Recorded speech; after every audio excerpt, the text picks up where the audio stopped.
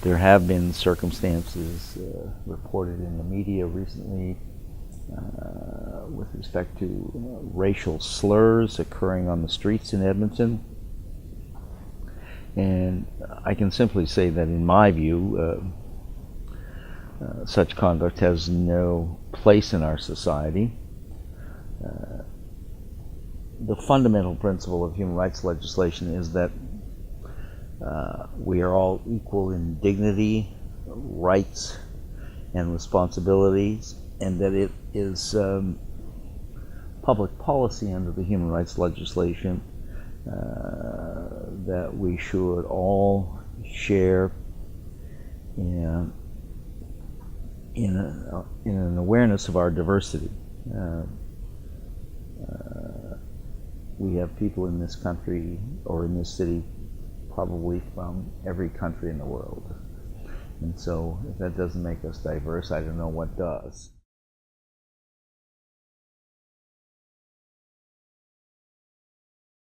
The human rights legislation doesn't prosecute people, but rather it responds to complaints. And I know that there's been many misconceptions about the Human Rights Commission levying fines. We don't levy fines. We award people damages for affront to dignity, for lost wages, for those kinds of things that happen as a result of a discriminatory act. But it's remedial, not penal. So we don't impose penalties, we provide remedies.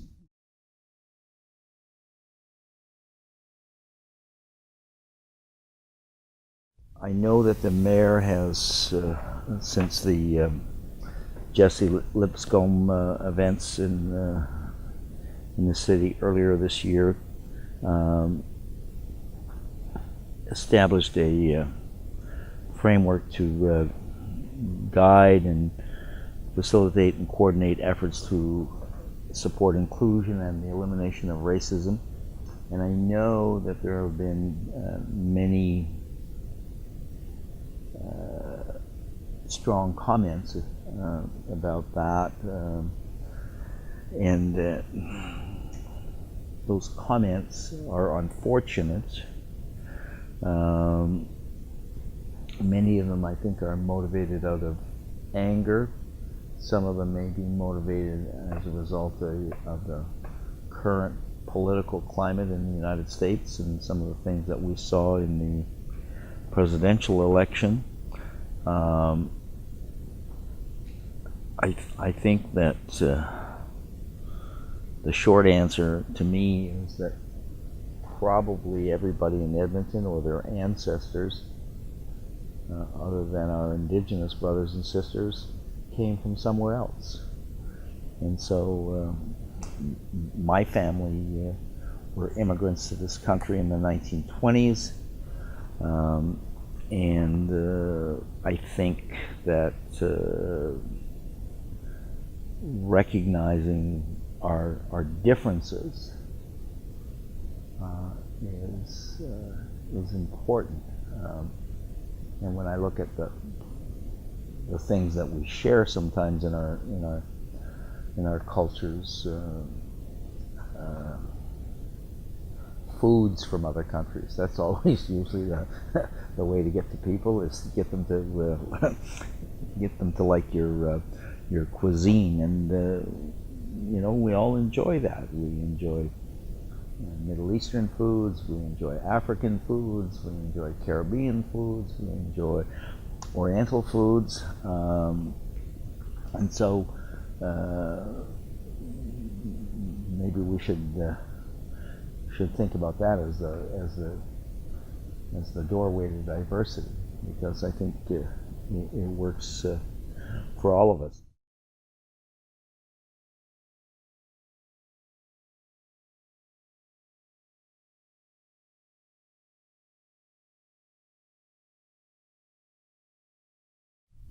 I think the big key to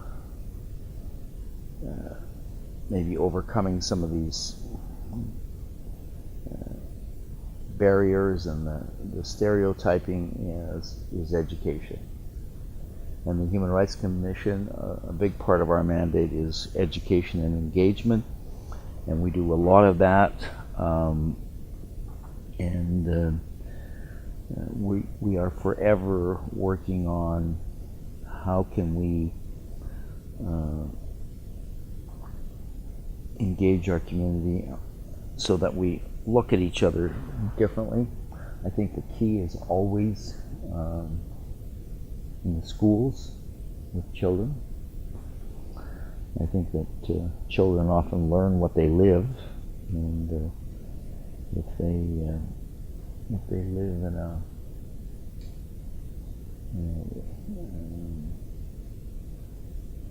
discriminatory environment, that's probably what they will learn.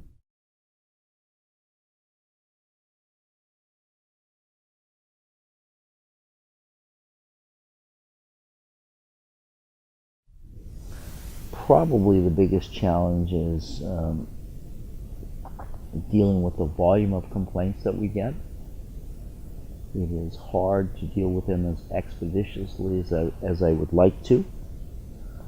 Over 80% of our complaints arise in the area of employment, and many of those are related to disabilities of some kind.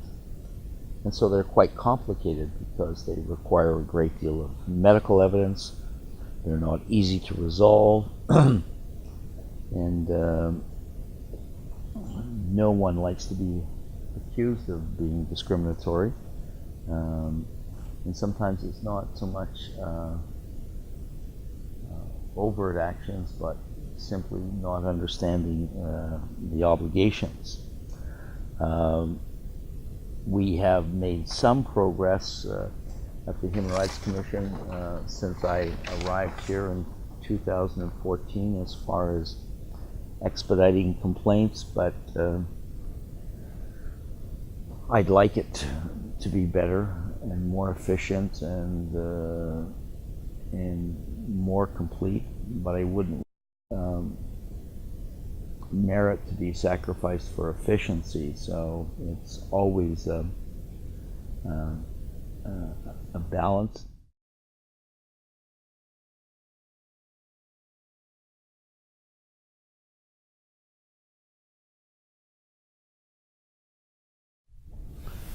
I have here in my office a picture of a sign that was on the back of a building in downtown Edmonton for years and years and years, and I used to walk by that building every day when I was a kid because I had a paper route in that neighborhood. And the sign says, Gibson Cafe, open all night, good food, reasonable prices, white help only. And I look at that sign every day when I leave my office, and that reminds me of why I'm here.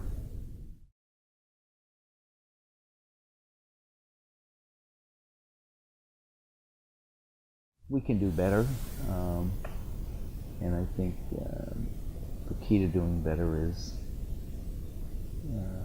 more education, maybe a bigger human rights component in the education system,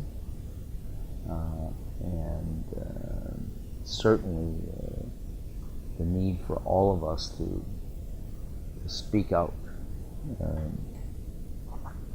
I think it's fair to say that it's often not easy to be courageous, but I think it's necessary for us to call out the kinds of things that we saw happen this summer in Edmonton, and I applaud the mayor for doing that, and I applaud the mayor for the initiatives that the city has undertaken. Edmonton is a human rights city, and I think that's more than just a slogan. It should be more than just a slogan. It should be a reality. So will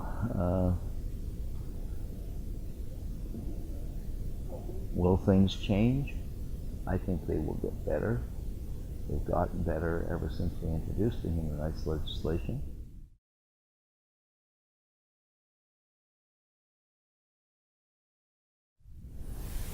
The question of racial profiling and the so-called carding system that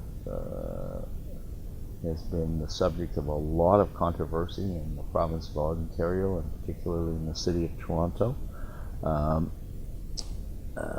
and has been the subject of many, many human rights complaints in Ontario. We have not seen those complaints in Alberta. Now, whether they're not made, we saw last week in an internal matter at the EPS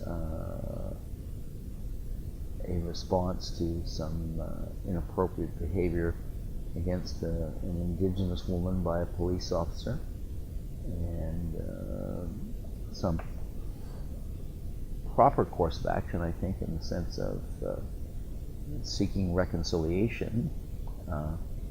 But to my knowledge, there was no human rights complaint attached to that.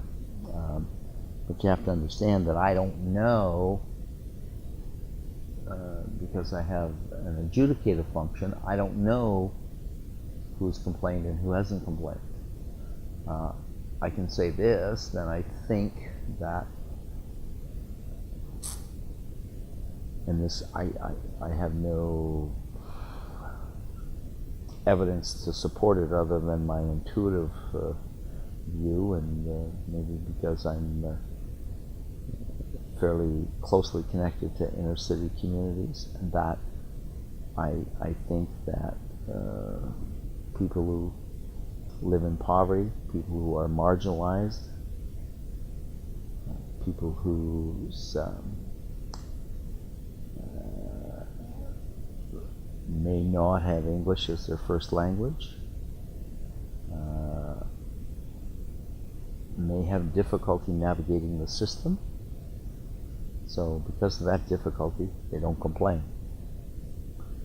And that's unfortunate.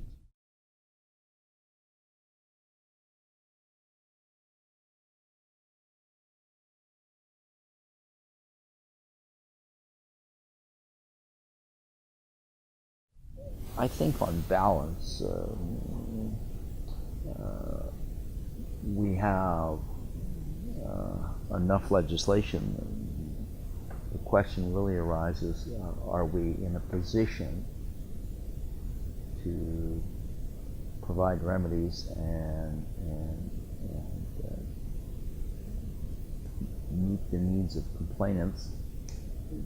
We might, with more resources, be able to do that, but I don't think we need any additional laws. I can't imagine what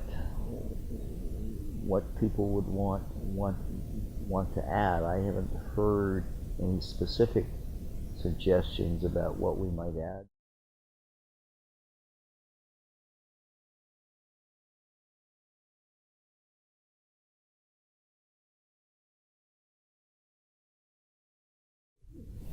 Certainly, there isn't.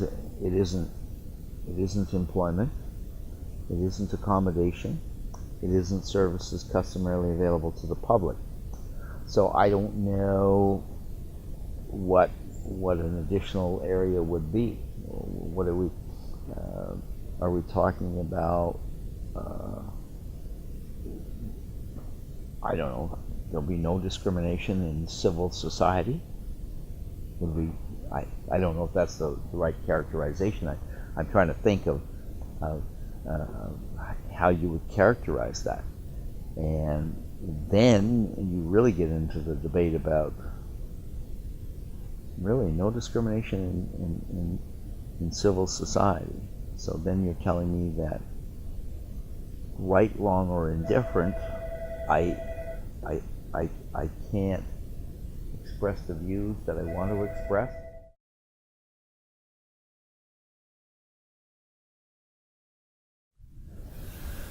That would be something that would really, in my view, require a lot of thought, because I think we know what racial profiling is in policing, maybe in other areas of service, but I don't know if one wrongful comment on the street would necessarily constitute racial profiling, because racial profiling generally is aimed at saying, I'm targeting you because you're a person of color, but generally doing it sequentially over and over and over again. I think that's generally what happens in racial profiling, and not one incident. I'd only say about the hate speech, in regulating that, either on the basis of some racial profiling or some other category. I think we would want to be very, very careful as to what that would look like, and I think it would not be something that you would jump to overnight.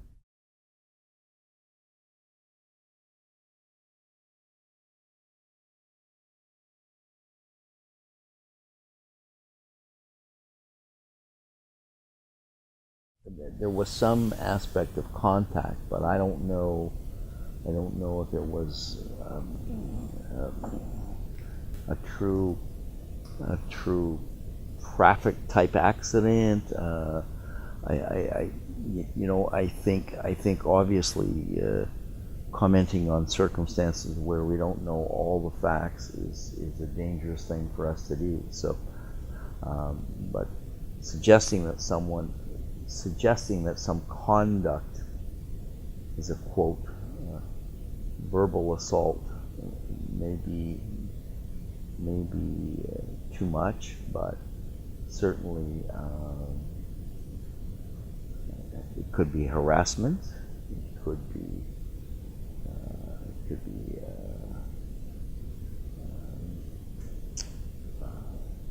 maybe. And if it's continuous, the kind of harassment that we generally see is often workplace harassment, and it's often repeated over and over and over again. So, yeah, it's very, very difficult. It's very, very difficult on one occasion. But yeah, it's not an easy answer. It's not an easy answer, because part of it is a societal answer. It's a social answer. It's a community answer.